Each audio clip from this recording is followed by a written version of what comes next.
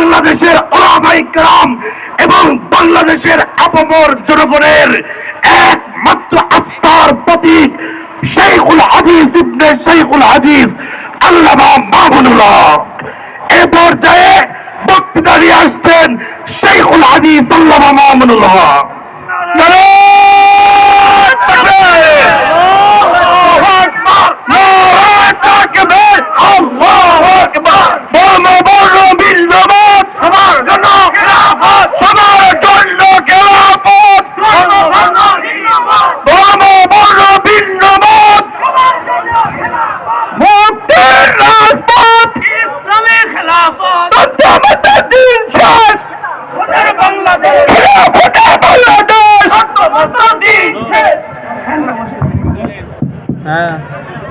আসসালামু আলাইকুম ওয়া রাহমাতুল্লাহ।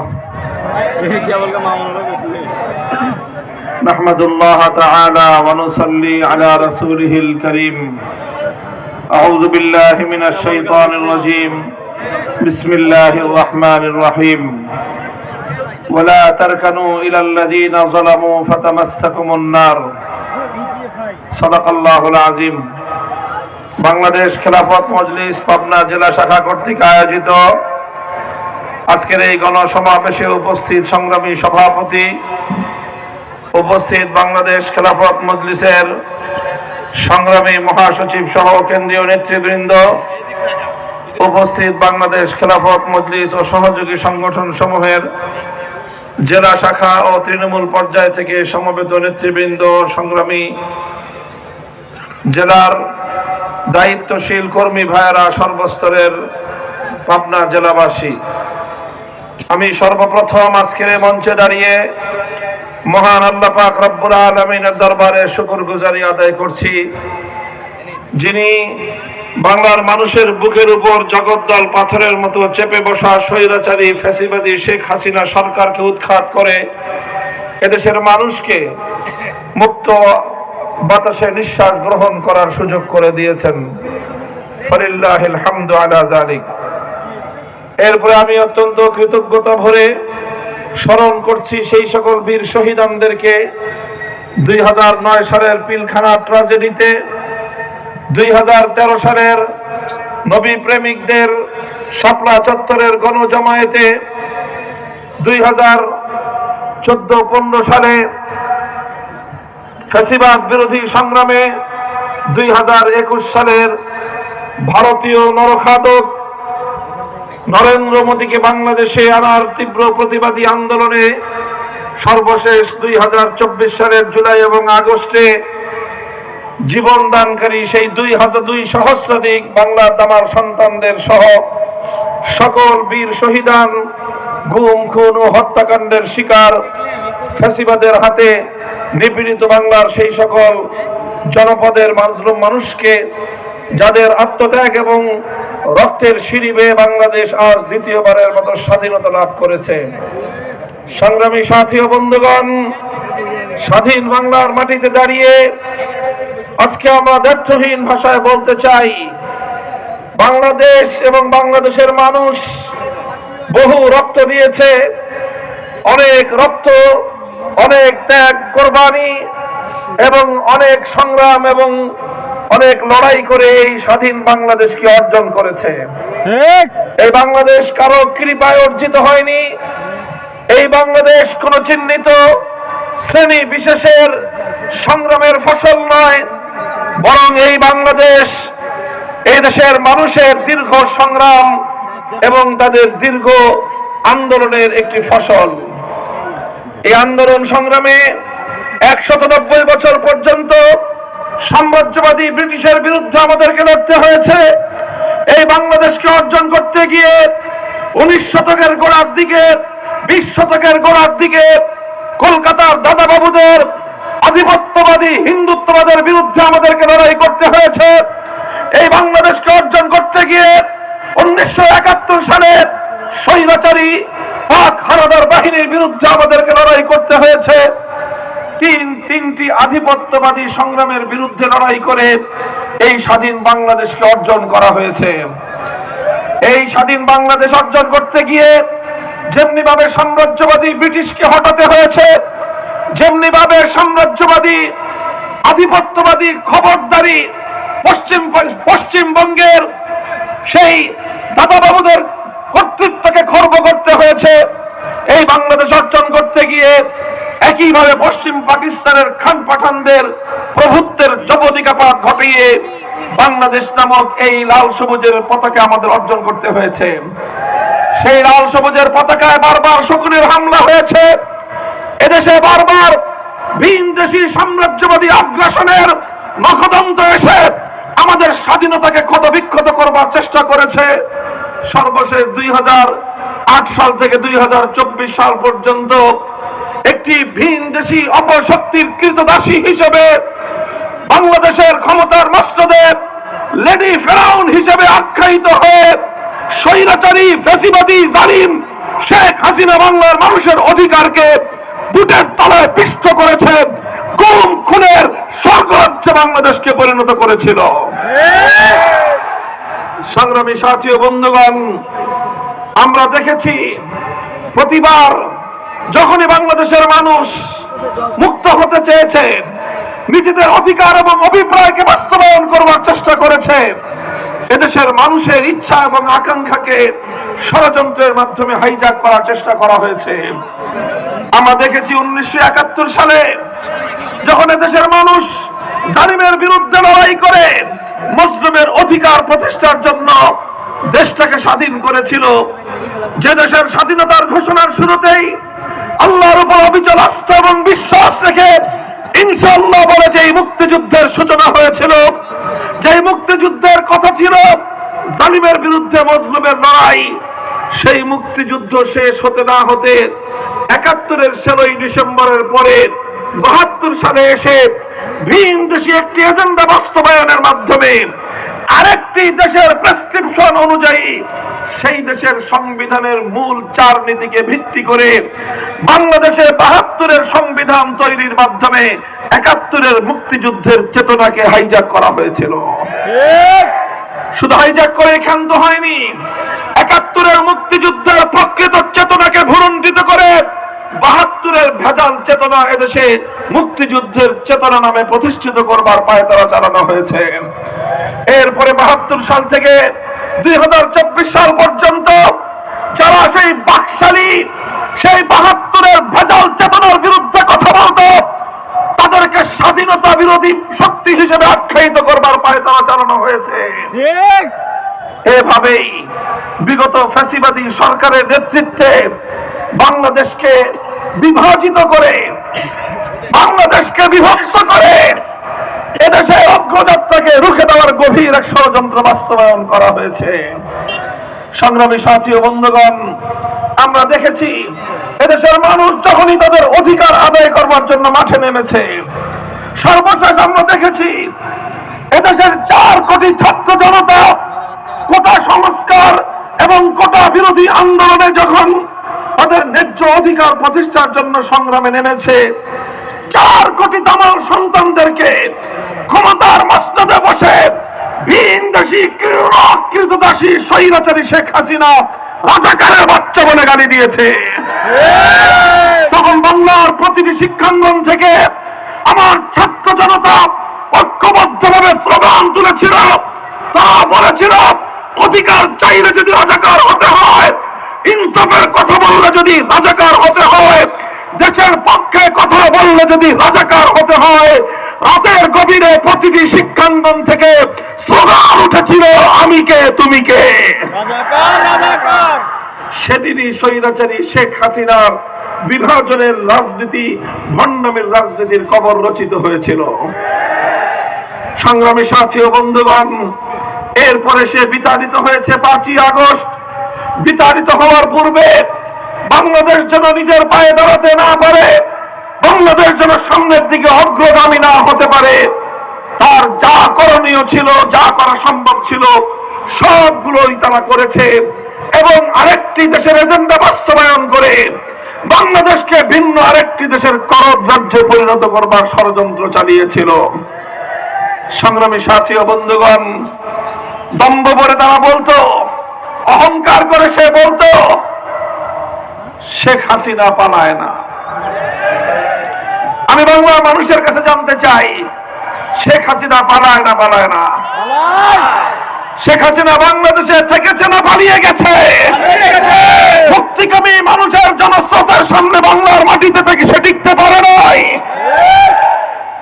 পালিয়ে যাওয়ার আগে বাংলাদেশে সে কি করেছে আশ্চর্যান্বিত হতে হয়। লক্ষ লক্ষ কোটি টাকা বাংলাদেশ থেকে পাচার করেছে।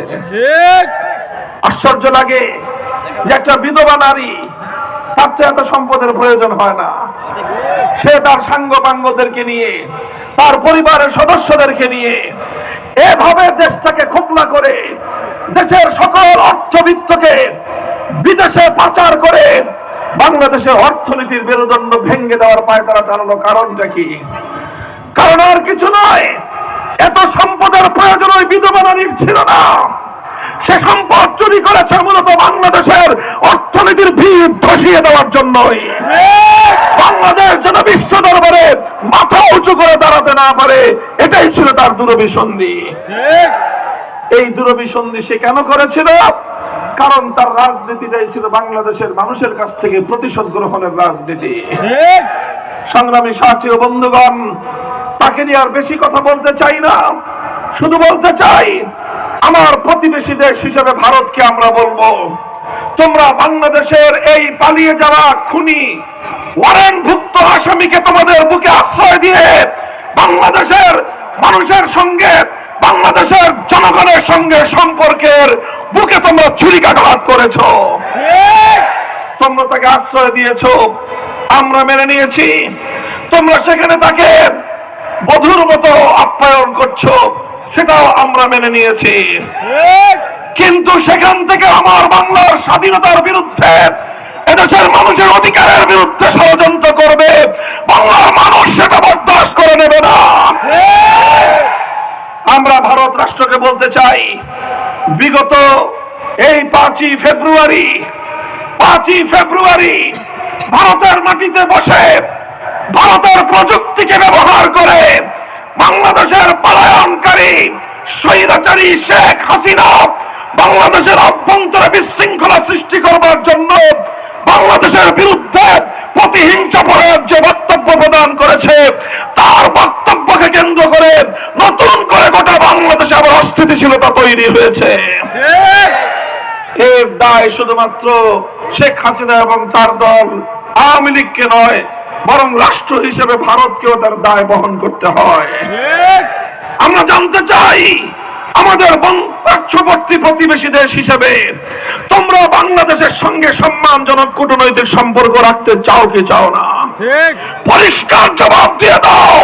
মনে রেখো, শেখ হাসিনার যুগের নতজানু পররাষ্ট্রনীতি বাংলাদেশে আর কোনোদিন ফিরে আসবে না। সর্বশেষ কথা আওয়ামী লীগকে নিয়ে আমার, যারা আওয়ামী লীগের রাজনীতি করতেন, আমার আপনাদেরকে নিয়ে বড় দুঃখ হয়, আফসোস হয়। আপনারা আরো বড় আশ্চর্য লাগে যখন দেখি আপনারা আগামী দিনে আবার আওয়ামী লীগের রাজনীতি করবার স্বপ্ন দেখেন। আপনাদের লজ্জা থাকা উচিত। আবার ওই নেত্রীকে নিয়েই সামনে আগানোর দুঃস্বপ্ন আপনারা দেখেন। এতটুকু আত্মমর্যাদা যদি আপনাদের থাকতো, আপনারা এই কাজ ভুল করতেন না। আমি বলি, বাংলাদেশে এরকম গণ আন্দোলনের মুখে, গণমানুষের চাপের মুখে ক্ষমতা ছাড়তে বাধ্য হয়েছেন ইতিপূর্বে আরো অনেকেই। 1990 সালের গণ অভ্যুত্থানে ক্ষমতার মসনদ ছেড়েছেন জেনারেল হোসেন মোহাম্মদ এরশাদ, ক্ষমতাচ্যুত হয়েছেন, ক্ষমতাচ্যুত হয়ে কারাগারে অন্ধকার প্রকোষ্ঠকে গ্রহণ করে নিয়েছেন, বেছে নিয়েছেন দেশ ছেড়ে, জনগণ ছেড়ে, দলের নেতা কর্মীদেরকে ছেড়ে তিনি বিদেশ পলায়ন করেন নাই। এরপরে বিএনপি নেত্রী বেগম খালেদা জিয়া, তিনি একবার 1996 সালে, আর একবার 2006 সালে আবার তিনি আন্দোলনের মুখে নানা কারণে তিনি ক্ষমতা ছাড়তে বাধ্য হয়েছেন। বাধ্য হয়ে তিনি অশীতিপর বয়সে জীবন মরণের মাঝামাঝি দাঁড়িয়ে কারাগারের অন্ধকার প্রকোষ্ঠে বছরের পর বছর কাটিয়েছেন। কিন্তু নেতা কর্মীদেরকে ফেলে রেখে এভাবে শুধুমাত্র নিজের আখের গোছানোর জন্য দেশ ছেড়ে পালিয়ে পালিয়ে যান নাই। আওয়ামী লীগের নেতা কর্মীরা, তোমাদের নেত্রী কামটা করলো কি? বলো কি কাজটা তোমাদের নেত্রী করলো? তোমাদের কথা দুইবার ভাবে নাই। সে ভেবেছে তার পুত্র জয়ের কথা, সে ভেবেছে তার কন্যা পুতুলের কথা, সে ভেবেছে তার বোন রেহানার কথা, সে ভেবেছে তার ভাগনা ববির কথা, সে ভেবেছে তার ভাগ্নি টিউলিপের কথা। সে পরিবার ছাড়া এদেশের মানুষের কারো কথা ভাবে নাই। তোমাদের কথা ভাবে নাই, 14টা লাগেজের কথা ভেবেছে। পালানোর আগে 14টা লাগেজ ভরে নিজের যা কিছু দরকার সব গুছিয়ে নিয়ে হেলিকপ্টারে করে দাদার দেশে চলে গেছে। আওয়ামী লীগ এদেশে কি করবে দুইবার ভাবে নাই। সে জানতো এদেশে তার পতন ঘটবে। সে আগে থেকে আজ করতে পেরেছিল তাকে পালিয়ে যেতে হবে। এজন্য পালানোর আগে তার পরিবারের প্রত্যেকটা সদস্যকে সে নিরাপদ জায়গায় পৌঁছে দিয়েছে। আর তোমাদের ছাত্রলীগ, যুবলীগ, আওয়ামী লীগের মাঠ পর্যায়ের নেতা কর্মীদেরকে সে জনরোষের মুখে ঠেলে দিয়ে নিজ এবং নিজের পরিবারের শেষ চিন্তা নিয়েই সে দেশ ছেড়ে পালিয়েছে। এইরকম ভীরু কাপুরুষ একজন নেতার নেতৃত্বে কোন আত্মমর্যাদা সম্পন্ন রাজনৈতিক নেতা কর্মীরা রাজনীতি করতে পারে না।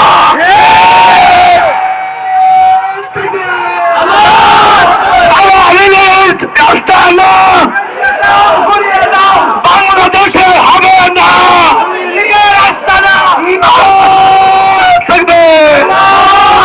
আমি সাথী ও বন্ধুগণ, এবার আমার মূল কথায় সংক্ষিপ্ত ভাবে বলতে চাই। অনেক ত্যাগ আর কোরবানির মাধ্যমে, অনেক ষড়যন্ত্রকে মোকাবেলা করে শেখ হাসিনা এবং আওয়ামী লীগের বিভাজনের রাজনীতির মুখে চুনকালি মেখে দিয়ে বাংলার দামাল সন্তানেরা ঐক্যবদ্ধ রাজনীতির মঞ্চ তৈরি করেছিল। এ মঞ্চে ছিল যেমনি ভাবে স্কুল, কলেজ, ইউনিভার্সিটির ছাত্ররা, এই মঞ্চে উপস্থিত ছিল আলিয়া মাদ্রাসার শিক্ষার্থীরা। এই রাজপথে আমার প্রতিটি কওমি মাদ্রাসা থেকে দামাল সন্তানেরা বুক চিতিয়ে রাজপথে নেমে এসেছিল। প্রতিটি অঙ্গনে রক্ত দিয়ে তারা যুদ্ধ করেছে। যুদ্ধ করেছে মোহাম্মদপুরের রণাঙ্গনে, রক্ত দিয়েছে যাত্রাবাড়িতে, যুদ্ধ করেছে উত্তরায়, তারা যুদ্ধ করেছে বাংলাদেশের প্রতিটি সম্মুখ সমরে দাঁড়িয়ে স্বৈরাচারের বিরুদ্ধে, তার পেটুয়া বাহিনীর বিরুদ্ধে রক্ত দিয়ে 24-এর 5ই আগস্টের বিপ্লবকে সফল করেছে।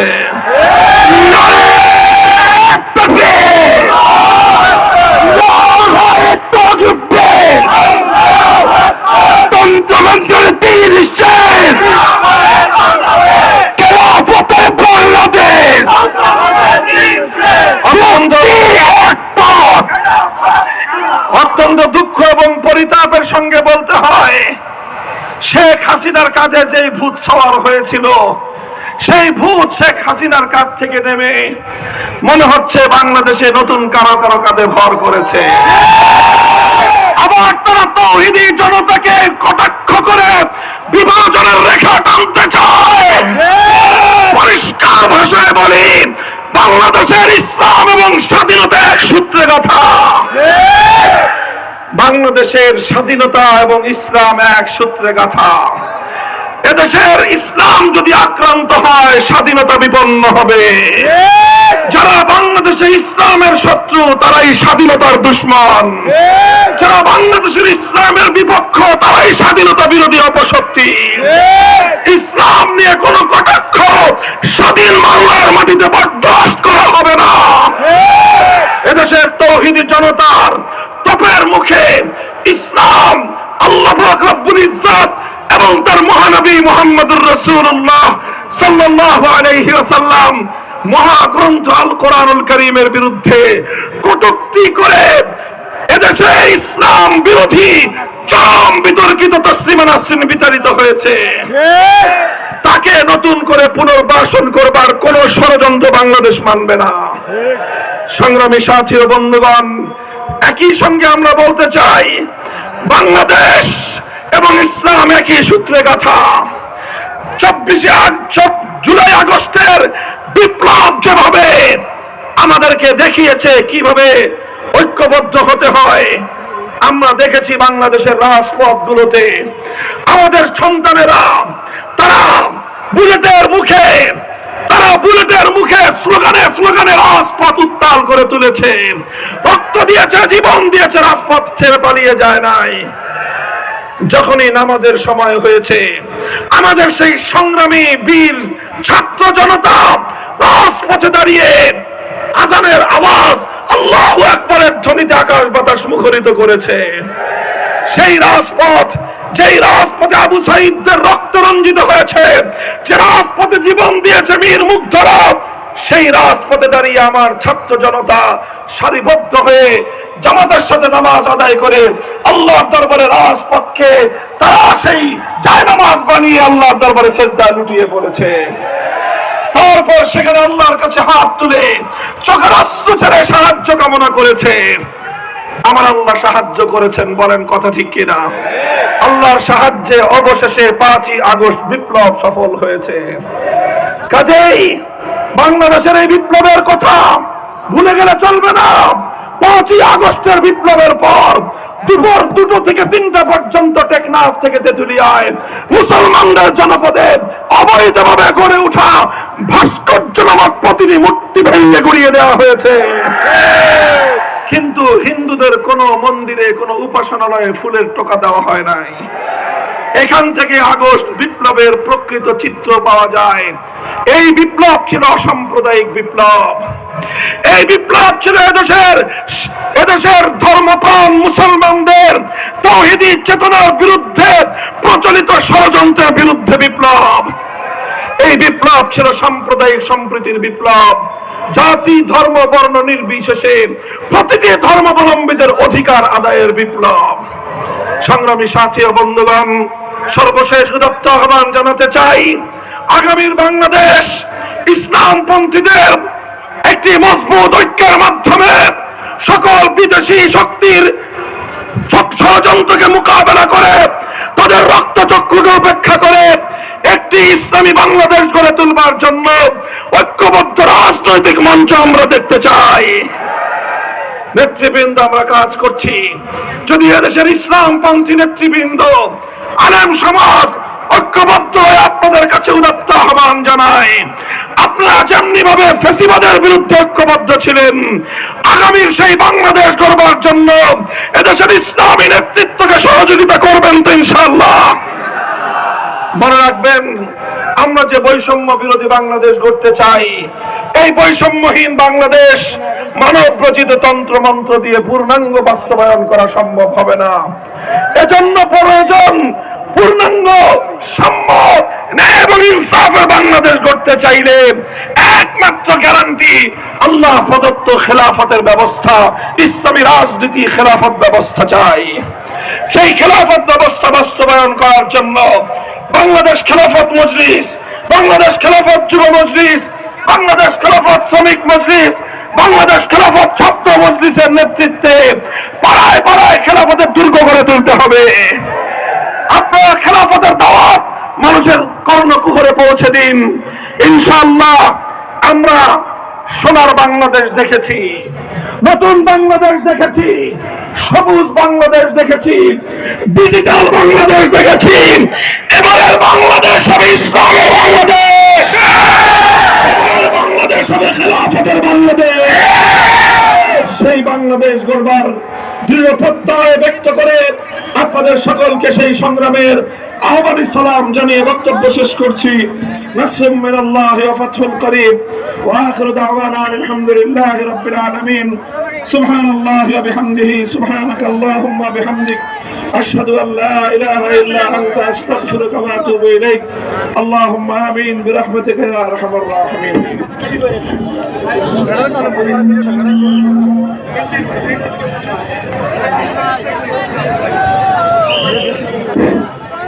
আমাদের রাহবারকে যাওয়ার জন্য আমরা পথ করে দেই।